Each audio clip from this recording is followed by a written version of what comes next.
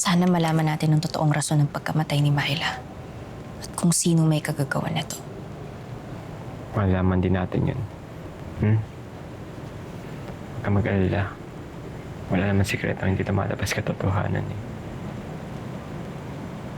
Bakit si Myla pa? Bait-bait nun eh.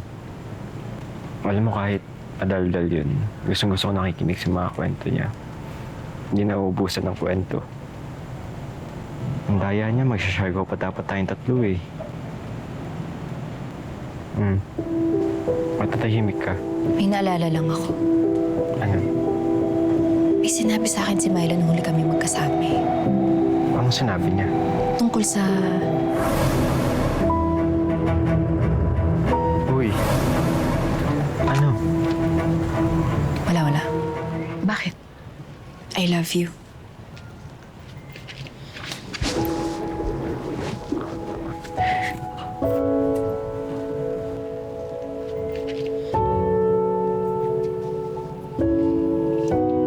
I love you din, anak.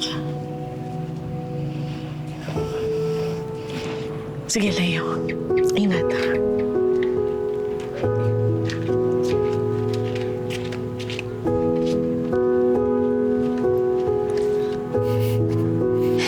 First time ko yatang mag-I love you kay Mom. Sarap palang sabihin, no? Alam mo, dapat pinapaalam na natin sa kanila habang buhay pa sila. Ikaw, Leo. Alam kong may gusto ka sa akin noon. Pero alam mo rin namang mas mabuting hindi tayo, di ba?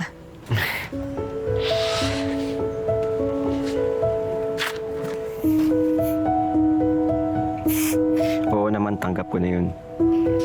Pero gusto kong malaman mo na mahal kita bilang kaibigan. At mahal ka rin ni Myla. Mahal ko din kayo pareho. Kahit papano, kahit ganyan kayo. Hindi, joke lang. Pero alam mo, hindi ako mamatay para sa inyo. Diyos ko, tama na nga yung mamatay na yan. Ewan ko, Leo. Hindi ko alam kung kaya ko pang bumalik sa Gold Quest para madiskubre ko ano talagang kinamatay ni Myla. Kung dapat bang kalimutan ko na sila. Alam mo, Steffi, nasa sa'yo yan. Ang sabi niya sa akin, nag-resign ka raw sa Gold Quest. Bakit? Dahil po sa insurance ni Kuya.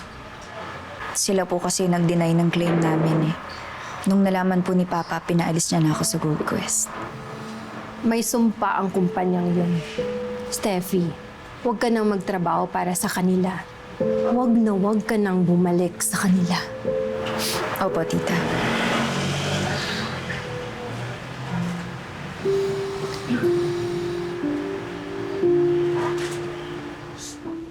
Dumaan po kami ng Gold Quest. Pumunta po kami sa harap ng building bago umuwi. Inisip ko po kung kaya ko pang bumalik doon. Inisip ko kung kaya ko pa bang umapak doon sa building na yun. Pero gusto kong bumalik sa Gold Quest. Gusto kong malaman kung ano ang rason ng pagkamatay ni Myla. Gusto ko po siya mabigyan ng hustisya.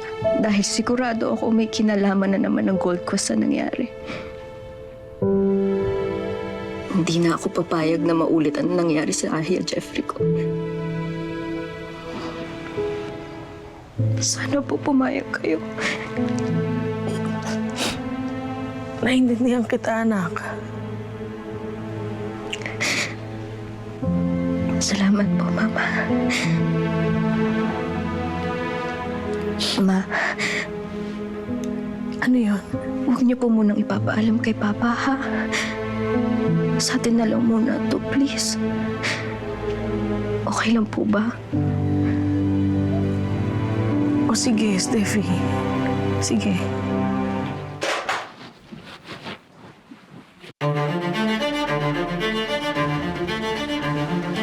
Steffi?